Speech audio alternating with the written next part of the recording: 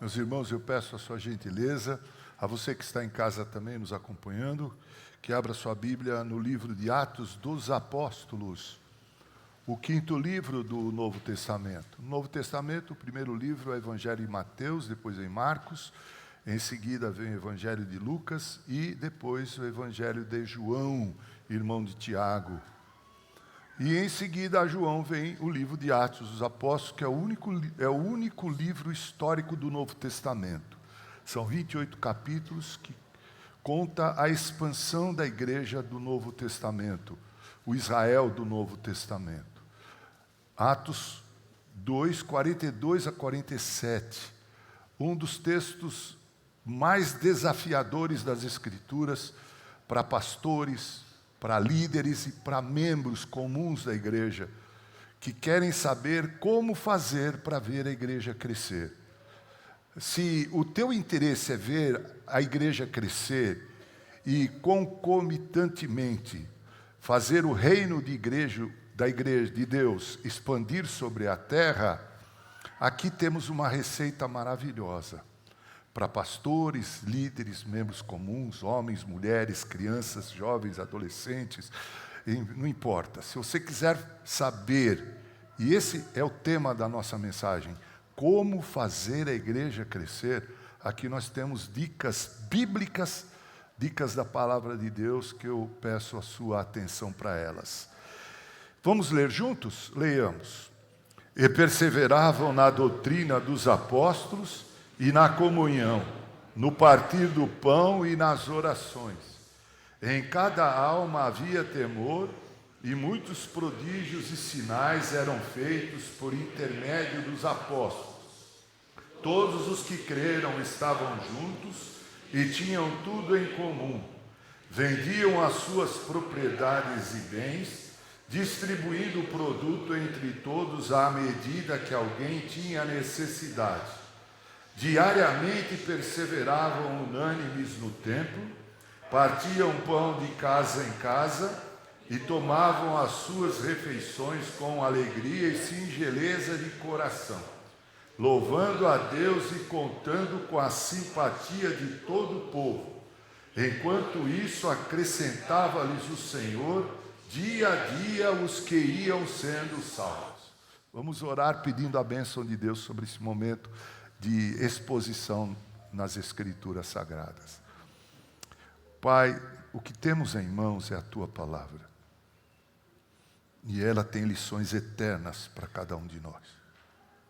Todavia, precisamos da ajuda, do auxílio do Teu Espírito Santo, para poder ver estas verdades eternas e também para que elas sejam aplicadas em nossos corações e vidas, de tal forma que tenhamos vidas transformadas à semelhança da pessoa de Cristo Jesus, nosso Senhor. Assim, Senhor, abre a nossa mente, abre o nosso coração, daqui, sob a luz do Teu Espírito, vejamos as lições aqui nesse texto, que precisamos aprender hoje, em nome de Jesus, Teu Filho. Amém.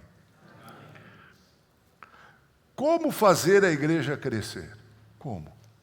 Quais os métodos, as receitas que devemos utilizar, lançar mão delas para poder ver a igreja crescer? Bem, eu estou partindo do pressuposto aqui que esse é o teu interesse. Esse é o interesse do verdadeiro cristão. Ver a igreja crescer tanto na qualidade da adoração que oferece a Deus, quanto na quantidade dos seus membros. E uma coisa está diretamente relacionada à outra. Quanto melhor se adora a Deus, quanto mais biblicamente adoramos a Deus, aumenta-se a possibilidade de que no aumento da qualidade da adoração possamos aumentar o número de membros e de adoradores. Como fazer a igreja crescer? Talvez uma das minhas tarefas nessa noite é fustigar a tua mente e o teu coração para mostrar que essa deve ser a tua preocupação. Porque o mundo precisa de muita coisa. Agora vi com alegria que o Hamas vai libertar 32 reféns lá na faixa de Gaza. Aleluia! E vamos orar, porque aqueles que vão voltar para casa vão precisar de muito psiquiatra e muito psicólogo e muito da família. E voltarão, sem dúvida nenhuma, com marcas que carregarão pela vida toda. O mundo precisa de paz. Como hoje falou o Dr. Mauro, o mundo está todo voltado para amanhã, dia 20. É 20 amanhã, né? É a posse do Donald Trump. Todos nós lemos na internet a esperança de que, com Trump assumindo a presidência dos Estados Unidos, o quadro do caos mundial vai melhorar. Eu não quero jogar água na tua fervura, mas não vai com tanta sede ao pote. Não é bem assim. Hã? Todos nós queremos um mundo melhor, com ou sem Trump. Hã? E como fazer esse mundo melhor? Não tem outro jeito, meu irmão. Não tem outro jeito, minha irmã. Senão enchê-lo de Cristo. Enchê-lo de pessoas cristãs, verdadeiros discípulos de Jesus. O mundo precisa de crentes de verdade. De crentes que transpiram a pessoa de Jesus. Que no sorriso, no cumprimentar, no entrar e no sair, possam passar o brilho da pessoa de Jesus. E aqui eu faço uma pergunta que é fustigadora. Tem assim sido com você? Quando você chega num lugar, é como se um cristão de verdade tivesse chegado, e quando você sai, essa impressão é mais solidificada. Alguém poderá dizer, é como se Cristo tivesse estado entre nós. É assim. O mundo precisa de discípulos de Jesus, de verdadeiros crentes, não de crentes fakes. Fala-se tanto em fake news, né? Eu escrevi, até publiquei aí um áudio, o crente fake. Eu acho que as pessoas ficaram meio aterrorizadas com o título, que nem ouviram. Lá no Spotify está 0. Eu quero que vocês orem por esse áudio. Porque, meus irmãos, olhando, sem julgamento elaborado de forma irresponsável, o que não falta nesse mundo de hoje é crente fake. E é exatamente por isso que o mundo se encontra na situação que se encontra. Porque se a igreja se fizesse manifestar numericamente e com a qualidade de adoração e vida que Deus quer que a igreja se manifeste, o mundo seria outro. Não tenho dúvida nenhuma. Não seria perfeito. Porque eu não sou perfeito, você não é perfeito, nós não somos perfeitos, mas seria muito melhor do que é. Então eu quero crer que a sua preocupação é ver a igreja crescer, para ver o reino de Deus crescer. Porque esse crescimento resultará em resultado para a sociedade ao nosso redor. O Flávio estava falando sobre impactar a sociedade mogiana com a presença da igreja presbiteriana. E eu creio que é isso mesmo. Nós não estamos aqui na Henrique Heroli 137, porque um dia um professor veio para Mogi e decidiu abrir uma congregação que hoje, há 48 anos, é uma igreja. Nós não estamos aqui, por isso tudo foi o meio que Deus fez essa igreja nascer e viver até aqui. Mas nós estamos aqui para dizer ao mundo que há um Salvador, um Senhor, que há uma vida nova, uma vida eterna, de qualidade para vivermos. Que esse Jesus Cristo no qual cremos, Ele ajuda a cada um de nós e nos ajuda a viver em família e nos impõe desafios enormes. Que é fácil vir aqui domingo após domingo, tá? Usa-me, Senhor, e cantar, tudo empolgado, ao som dos instrumentos. Dura é sair daqui com essa mesma empolgação e viver esse Cristo no mundo. De tal maneira que quando as pessoas percebem que você é crente, elas não se assustem. Porque tem uns crentes que quando dizem assim, eu sou membro da igreja presbiteriana, você é crente? Tem certeza?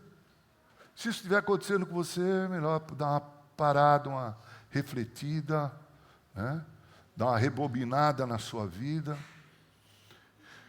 Portanto, fazer a igreja crescer não deve ser a preocupação do pastor, mesmo porque não é o pastor que faz nascer ovelhas. Quem é que produz ovelhas? Não é o pastor. Quem produz ovelhas? Só as ovelhas. A igreja não está crescendo, porque esse pastor aí não está crescendo, mas quem faz o rebanho crescer são as próprias ovelhas. E não nos esqueçamos que o pastor também é ovelha do supremo pastor, que é Cristo Jesus. Então, na minha tarefa de exposição de hoje, eu quero convencer você que você não pode sair daqui sem se comprometer em produzir ovelhas, sem se comprometer a produzir frutos. Eu, às vezes, tenho feito esta pergunta e eu conheço muita gente aqui nessa condição, porque, afinal de contas, eu estou há 19 anos aqui. Eu posso falar com a autoridade desses 19 anos e como líder espiritual de vocês. É um juízo grave, sério, mas é um juízo para alertar você. Há crentes aqui que passam ano após ano, não produzem uma ovelha. Pior, tem alguns que estão aqui e às vezes colocam algumas ovelhas para fora por seu péssimo testemunho. Grave acusação essa, mas eu a faço sob a égide do Espírito Santo para alertar você. Olhe para essa congregação e diga quantos são teus filhos espirituais. Eu sou do tempo que aí distribuía folheto. Hoje é proibido, mas não é proibido dizer que é crente e nem viver como crente para o mundo. Essa semana eu escrevi um texto onde eu comecei o texto dizendo: o discurso convence, mas o exemplo arrasta. Quando você vive uma vida como cristão, você não precisa falar muito. Como disse um escritor aí, que eu não me lembro o nome, disse: viva o Evangelho, se for preciso fale do Evangelho. Então, aí está a proposta. Como fazer uma igreja crescer? Como fazer de você uma ovelha que produz ovelhas? Como fazer a Igreja Presbiteriana do Brasil de Mogi das Cruzes, localizada na Avenida Queiroz 137, da qual nós somos membros, fazer essa igreja crescer na adoração que oferece a Deus e principalmente no crescimento, que nós não devemos ter medo de falar em crescimento de igreja. Não temos que ter numerofobia. Pelo contrário, nós temos que lutar, trabalhar, laborar para que a igreja cresça numericamente. Ainda que nós tenhamos que, do ponto de vista sadio, nos dividir para abrir outras congregações, outras igrejas. Nós só somos 4 igrejas presbiterianas em Mogi das Cruzes. Quando eu cheguei aqui só tinha essa. Hoje somos 4, mas nós temos aproximadamente 500 mil habitantes.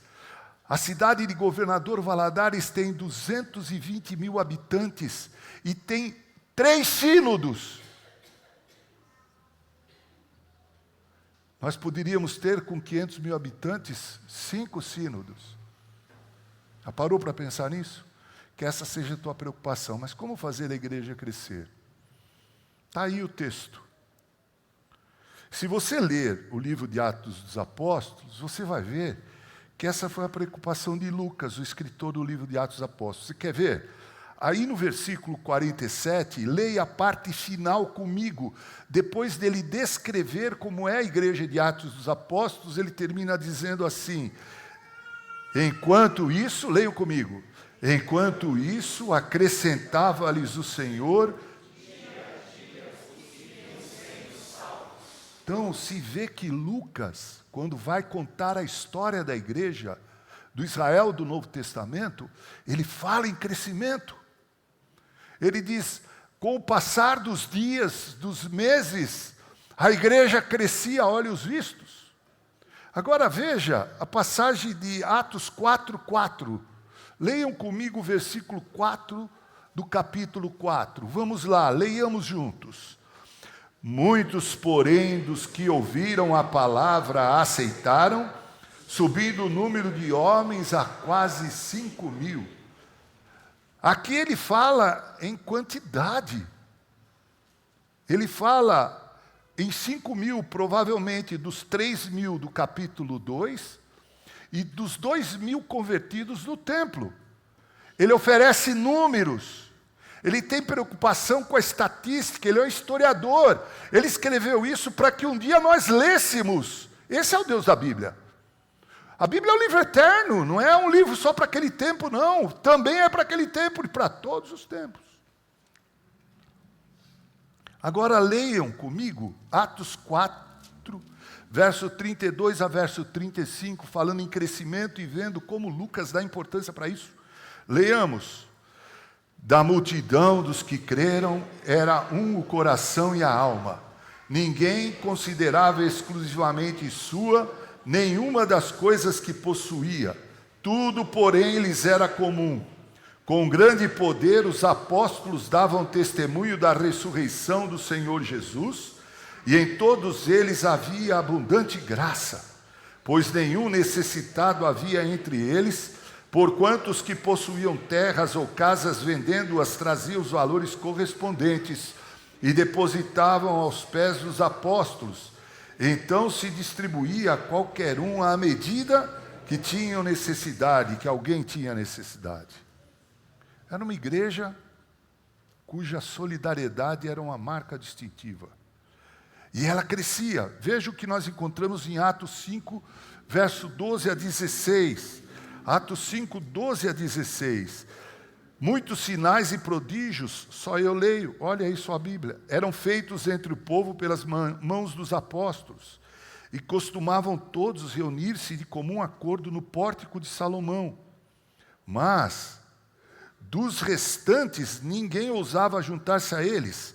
Porém, o povo lhes tributava o quê, meus irmãos? Grande admiração. Aí diz, e crescia mais e mais, aqui já não é mais número, agora é crescia mais e mais a multidão de crentes, tanto homens como mulheres agregados ao Senhor. Então, era o livro de Atos dos Apóstolos, que conta os primórdios da igreja cristã e sua expansão, se preocupa sim em mostrar que a igreja crescia. E aqui está se falando especificamente da igreja de Jerusalém, composta em sua grande maioria por judeus convertidos ao cristianismo. Uma outra referência bíblica é Atos 6, 7. Na instituição da diaconia, veja o que nós lemos, leiam comigo o verso 7. Crescia a palavra de Deus, e em Jerusalém se multiplicava o número dos discípulos. Também muitíssimos sacerdotes obedeciam à fé. Agora, além dele dizer que a igreja continuava crescendo, ele diz que muitas autoridades da religião judaica eram convertidos e se tornavam crentes. Veja Atos 9:31, leiam comigo agora, 9:31. Leiamos.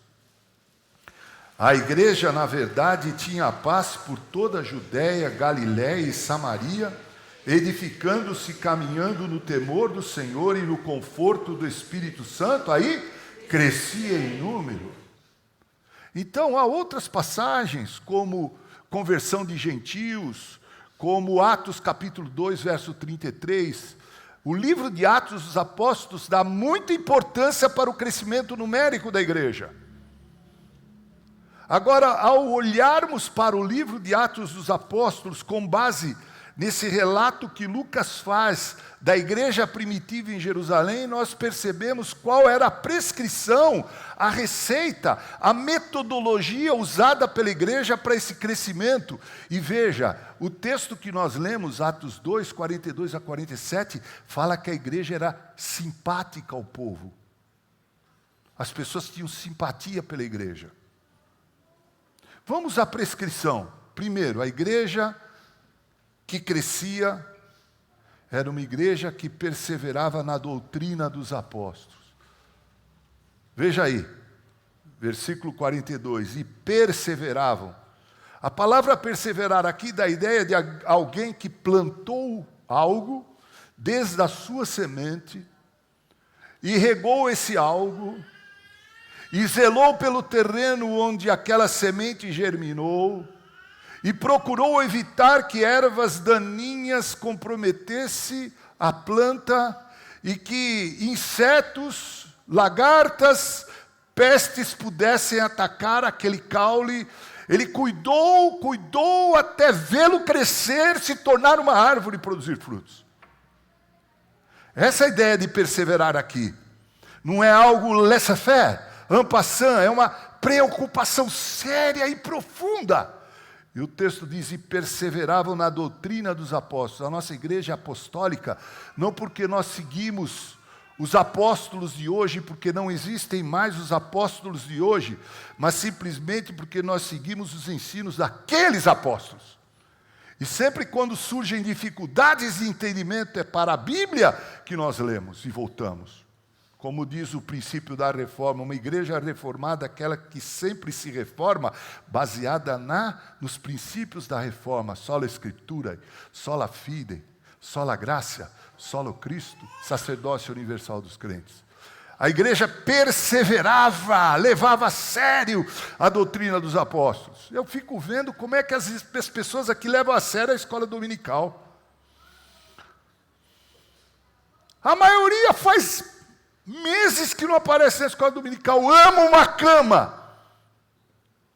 Mas se de repente tem um grande negócio para fechar, se tiver que levantar às 5 da manhã, levanta rapidinho, sem se dar conta de que aquele negócio pode ser bênção de Deus na sua vida.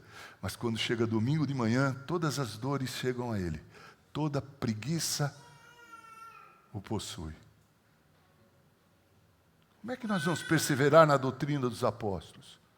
Quando eu falei em crescimento na adoração, a pergunta que eu faço é: quem é o Deus que você adora?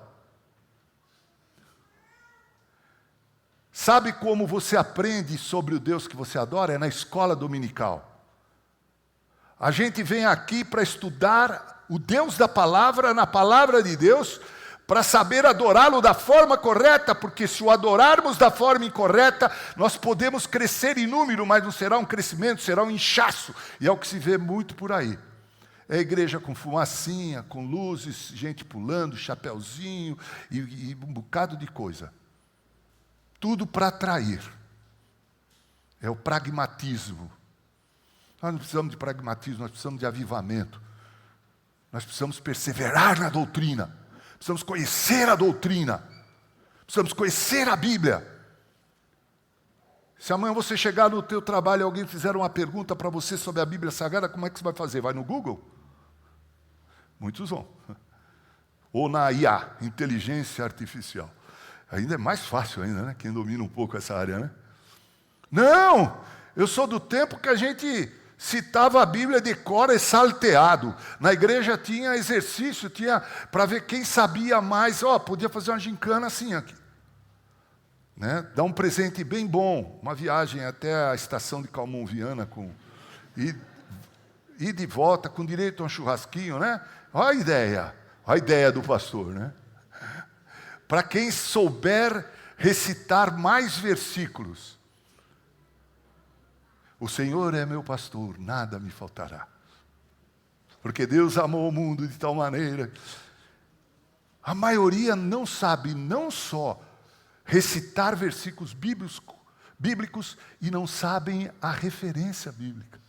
E aí vai falar de Deus, vai responder a alguém que nos questiona na fé, vai dizer, eu acho que está aqui, peraí. Vai brincar com um testemunho de Jeová. Ele não acha não, ele vai lá, ele usa tudo errado a Bíblia, mas ele vai lá, ó. Vlapt, vlapt, vlapt, vlapt. Se você não prestar atenção direitinho, você fica assim, ó.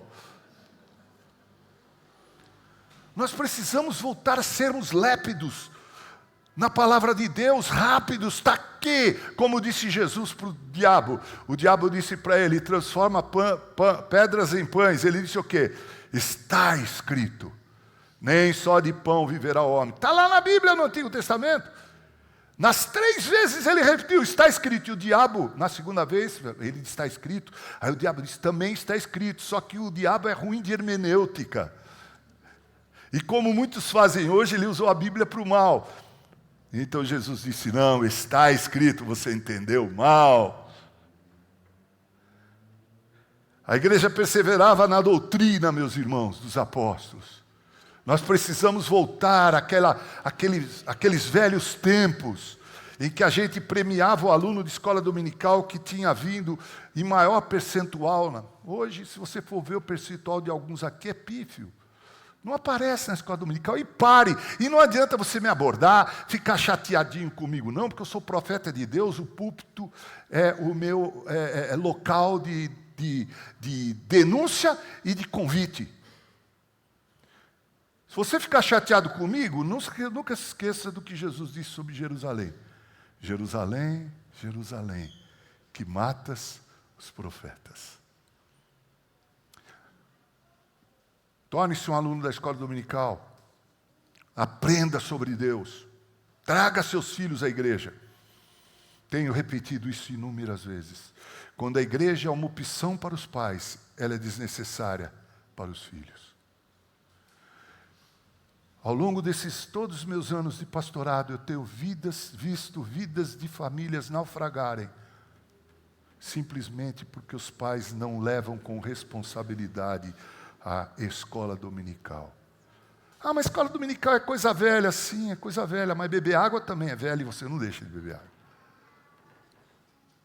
Há verdades absolutas que nós precisamos considerar. Precisamos retornar à perseverança da doutrina. Ler, estudar, sermos desafiados a pôr em prática.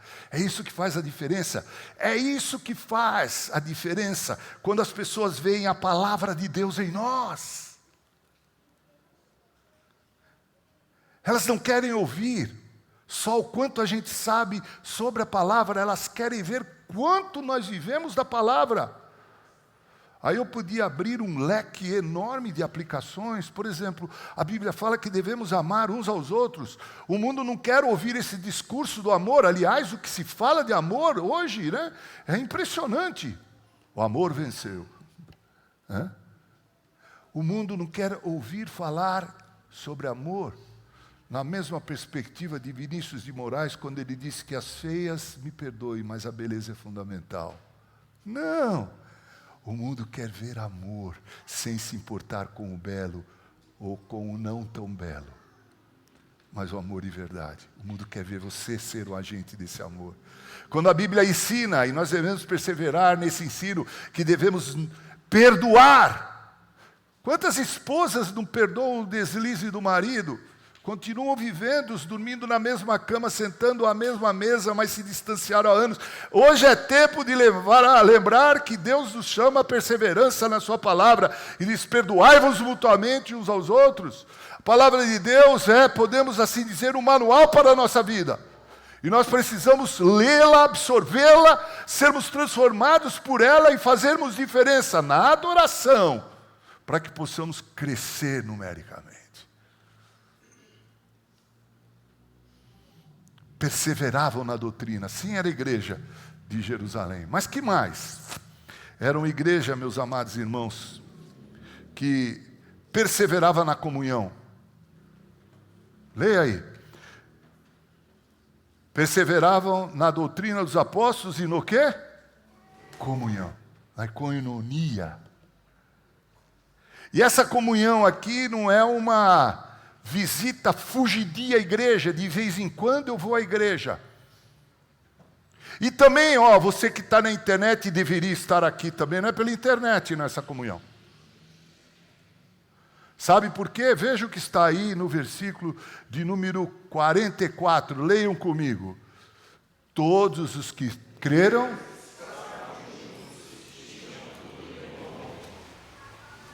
Eu não tenho, assim, uma restrição muito séria sobre a internet, porque eu creio que Deus usa todas as coisas para a sua glória.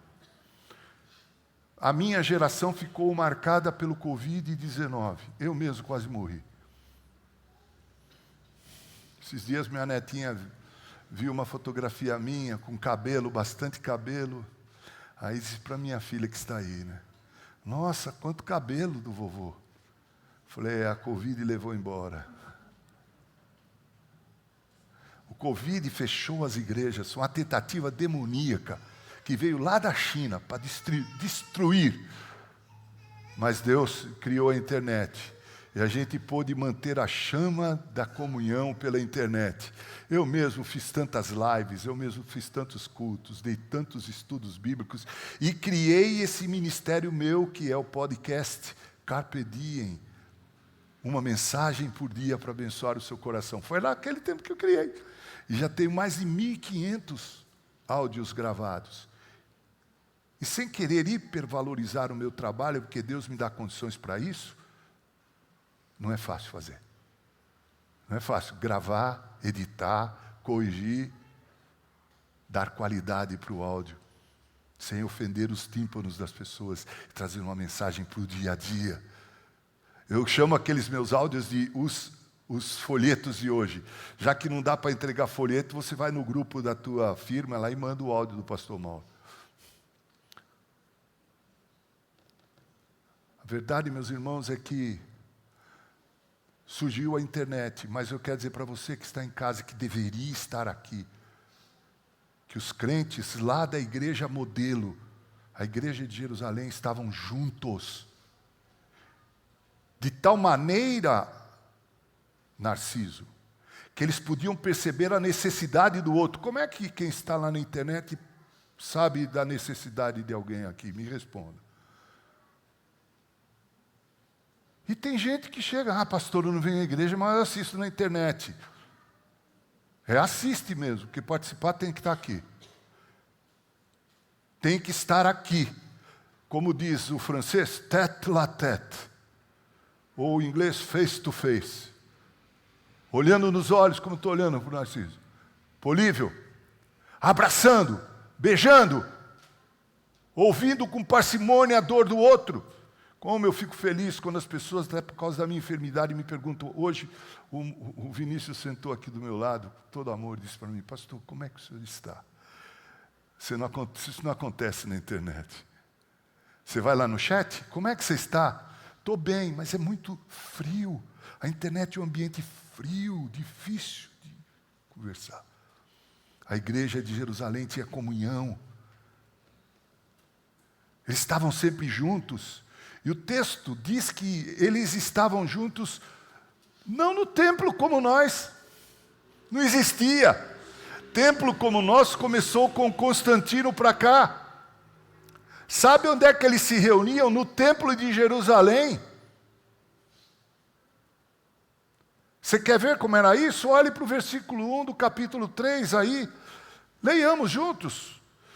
Pedro e João subiam ao templo para a oração da hora nona. Como eu disse, a igreja primitiva de Jerusalém era composta em sua maioria por judeus convertidos, e eles ainda não haviam perdido alguns dos seus hábitos. Eles iam para o templo e lá eles se reuniam, correndo o risco de serem hostilizados pelos judeus. E eles estavam constantemente no templo, juntos, tete a tete, face to face, lado a lado, um do outro, juntos, percebendo cada um a dor, a necessidade um do outro.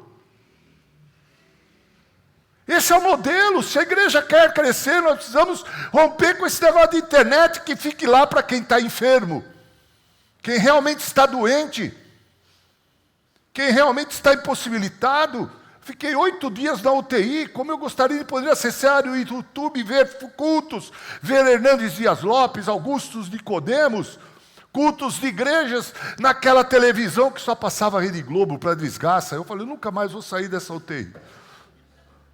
Estou condenado.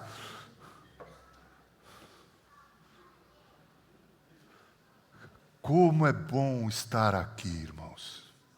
Ver o sorriso de você, ver alguns que olham para mim, não gostando do que está sendo dito, porque está impactando o seu coração.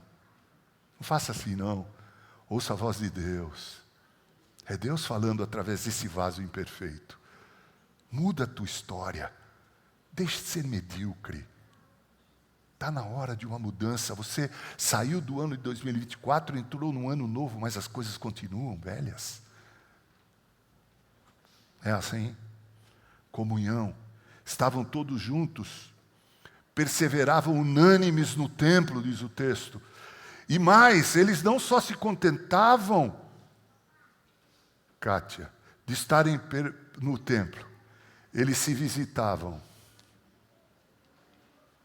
Eles se visitavam. Está certo que a sociedade daqueles dias era diferente da de hoje, mas dá para a gente, de vez em quando, pelo menos uma vez a cada 15 dias, ligar e falar: posso tomar um cafezinho na tua casa? Eu levo o pãozinho. Você dá a manteiga, você dá a mesa, você faz o café, a gente senta e troca umas ideias. Eu faço aconselhamento pré-nupcial. Essa semana um casal foi fazer aconselhamento comigo, foi na sexta-feira. Eu achei lindo que o moço escreveu para mim: precisa levar alguma coisa, bolinho? Eu falei: não, filho, não precisa nada disso. Mas ele já disse que da próxima vez ele vai levar e vai moer o cafezinho, não é isso? Diz: não tem coisa mais gostosa do que essas coisas na vida da gente. Bem disse o Dr. Mauro hoje pela manhã, na riqueza da sua sabedoria. Nós vivemos a era do celular. A criança vai comer, está fazendo bagunça, você dá o celular, ela senta lá, não come, mas fica no celular, que nem uma coruja. Você já viu como coruja é? Ela não pisca, ela fica olhando. Se a criança está dando algum problema, você quer conversar, dá um celular para a criança. Virou ato hipnotizante para a criança. Ou a gente muda, ou isso muda a gente. E a gente vai de mal a pior. Imponha limites. Está na hora de mudar a história, porque ela concorre contra a igreja de Cristo Jesus. Partir o pão de casa em casa. Passa ali na Jafé de vez em quando, dá uma ligadinha para Pastor Mauro, mas passa na fé e compra aquele bolo de milho cremoso, tá? Eu não sou muito exigente, mas... Hein? Tem gente que não vai, mas manda. Algumas até mandam e vão, né? Quando eu estava enfermo, não podia sair de casa, uma, 2 vezes por semana, né, um casal aqui da igreja mandava o bolo para a gente lá. Tinha aquele bolo cheio de flocos brancos, que eu não sei o nome, que era uma delícia. Ainda continua sendo uma delícia, né? Mas parece que eles não têm mandado mais para mim, não sei por quê. Está na hora de rever esse posicionamento. E pau que bate em Francisco, bate em Chico também. Se você receber um ato de bondade, generosidade, carinho, retribua. Visitem um ao outro, de vez em quando. Nós não precisamos fazer como a igreja primitiva, não dá, é impossível. Mas é possível fazer alguma coisa. Uma vez eu li, não sei aonde, e a Ângela se referiu a mim, no seguinte: você sabe quando você está mal espiritualmente em termos de comunhão na igreja, quando você não percebe que um irmão não tem vindo à igreja há muito tempo. Pare para pensar. Olhe agora para cá, você que é membro da igreja. Você não tem sentindo a falta de ninguém, não? Se você não está sentindo a falta de alguém, que o problema provavelmente não esteja nesse alguém, mas em você mesmo. É preciso sentir a falta do outro. Isso é uma mensagem para todos nós. Comunhão. Perseverança na doutrina e comunhão. Vou fazer de novo. Comunhão. Para você não esquecer nunca mais. Mude sua história. Vem para cá você também, você que está em casa. Tome isso como uma palavra de Deus, uma advertência. Sabe por quê? Diz que um pastor estava na festa do acampamento, eles fazem aquela fogueira santa de Israel. E sempre no último dia, né? É a mensagem evangelística com convite. Ou você se converte, ou a gente joga na fogueira. O pastor estava sentado lá, né, depois de trazer a mensagem, o pessoal cantando. Aí veio uma moça da igreja, sentou do lado dele, ele olhou para ela e falou: ô, minha irmã, Faz tempo que eu não a vejo na igreja, por onde a irmã anda? Pastor, eu tenho tantos problemas, sabe? A minha cachorrinha não pode ficar sozinha, sabe? O meu elevador às vezes quebra, sabe, pastor? De vez em quando é só eu decidir para a igreja, me dar uma dor de cabeça que eu não entendo. Isso tudo eu já ouvi, gente. Não estou inventando aqui, não.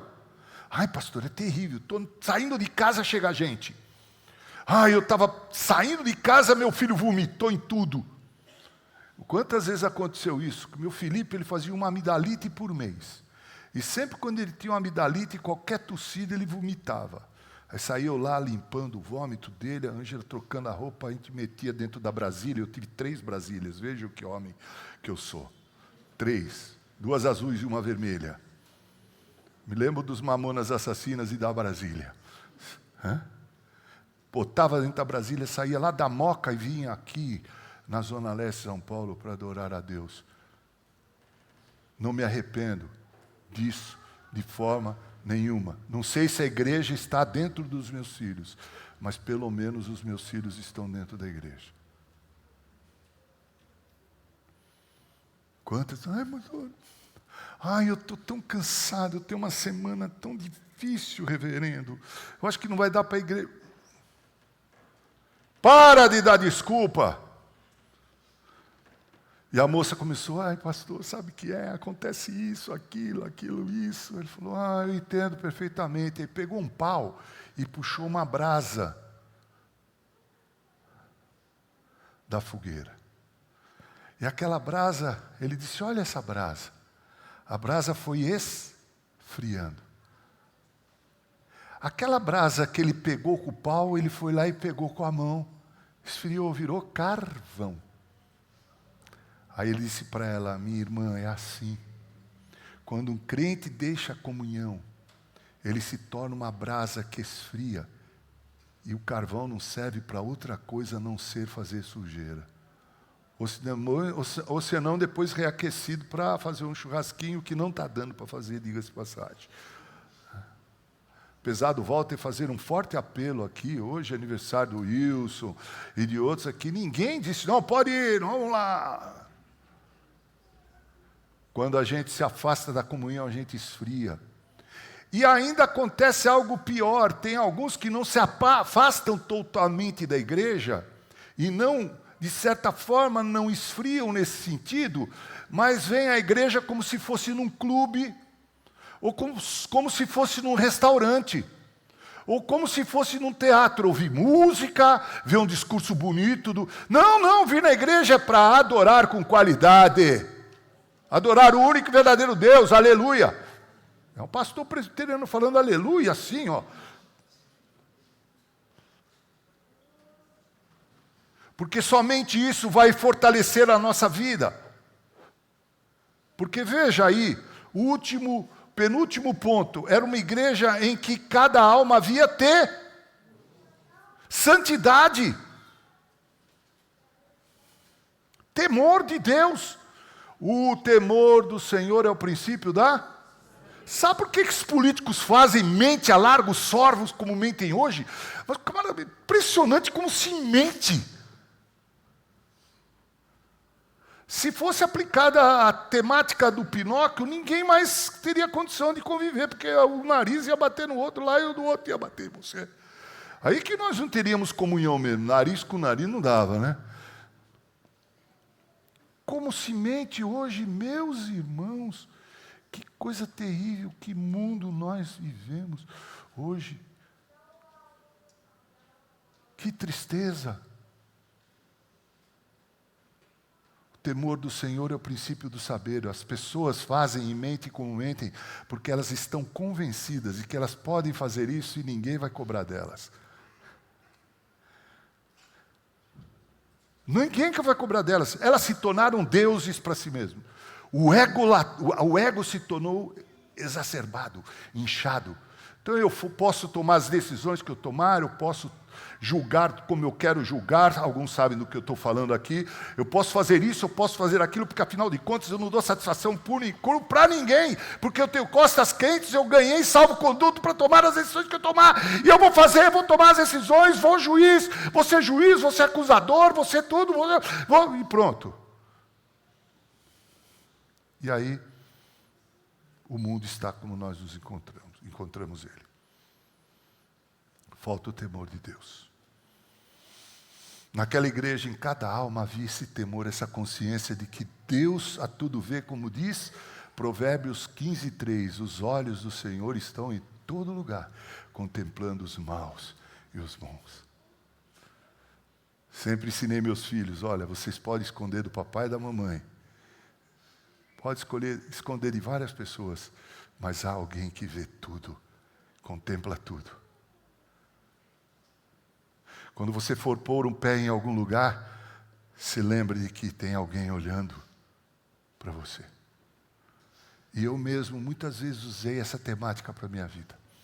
Havia temor, santidade. Quando se fala de santificação hoje, na igreja de hoje, é um negócio ultrapassado. E a Bíblia diz, sem a santificação, para você que está em casa e que vive repetindo esse slogan, mas que não vive, sem a santificação ninguém verá a Deus. A maior prova da tua conversão é o compromisso inadiável, intransferível, impostergável, como diria o Hernandes Dias Lopes, né? Da santificação. Como é que você prova que você foi convertido? Vivendo uma vida digna, santificada, imitando Jesus, naquilo que pensa, naquilo que fala, naquilo que faz. Leia o livro Em Teus Passos que Faria Jesus. Um clássico. Comunhão, perseverança, temor. 3 itens da receita para fazer uma igreja crescer. E o último, perseverança nas orações. Se você for ler Atos, até por uma questão de tempo, eu não vou fazer isso. Se você for ler no livro de Atos, você vai ver que nos momentos mais cruciais havia oração.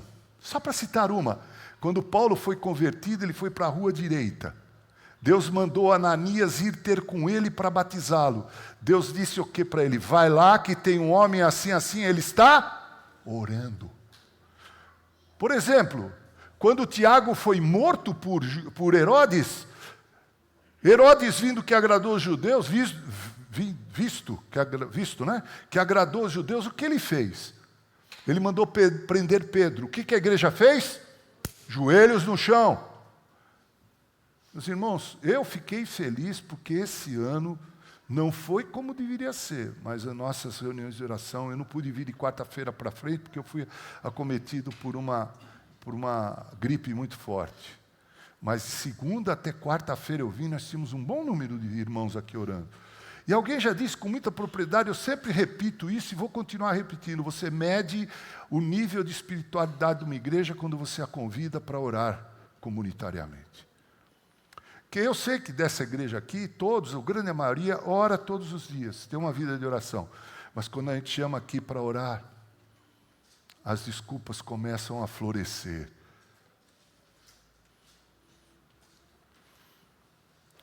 Daqui a pouco vão dizer, pastor, vamos fazer uma reunião de oração online. É possível. É possível fazer, né? Mas não é bom fazer. O melhor é aqui, junto, lado a lado, um do outro. Então, como fazer uma igreja crescer? Você tem que pensar nisso. Essa é a tua obrigação. Não transfira essa obrigação para outro. Como fazer uma igreja crescer? Persevere na doutrina. Seja aluno assíduo da escola bíblica dominical. Conheça a palavra de Deus a ponto de não passar vergonha na hora de testemunhar. Diga, está escrito, está aqui, ó. Porque Deus amou o mundo de tal maneira, João 3,16. Persevere na comunhão. Está chovendo? Se estiver chovendo, você vai trabalhar. Se estiver chovendo, faz esforço e vem para a igreja. E no verão, eu sempre dou uma dica. Das 2 às 4 da tarde, no verão, sempre chove. Deixe tudo preparadinho para sair depois das 5. E se tiver chovendo, vem. E não tem desculpa que a igreja é quente, porque agora nós temos ar-condicionado. Mais uma desculpa que a gente afastou. Agora estão dando desculpa que é muito frio. Ai, pastor, é muito frio. Vai agradar crente, não dá para agradar, é impressionante. Traga uma blusinha aí, né? O importante é estar aqui, um com o outro. Depois vai comer lá os negócios lá que vai ser vendido a uma fortuna de R$15.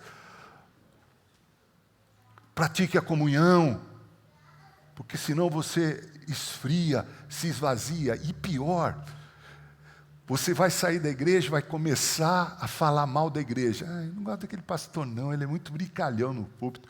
Eu não gosto muito da igreja não, a música que canta não é assim. A igreja tem muito hipócrita, como se ele não fosse. Vocês já viram essa? A igreja tem gente muito hipócrita. O mundo dos desigrejados cresceu de uma forma interessante. Persevere na comunhão. Busque ter o temor do Senhor no teu coração, meu irmão, minha irmã. Busque a santidade no seu dia a dia, nos seus relacionamentos. E, por fim, persevere em oração individualmente. Ore mais. Quando você for chamado para orar comunitariamente, venha, aceite o desafio. Esse não é um momento mágico, mas é um momento espiritualmente falando muito importante para quem quer ver a igreja crescer. Você quer ver a igreja crescer? Está aqui a receita. Há muito ainda para ser dito nesse capítulo 2, versos 42 a 47. Fica para uma outra oportunidade, para um sermão de mais 1 hora. Tá bom? Vamos orar? Feche seus olhos.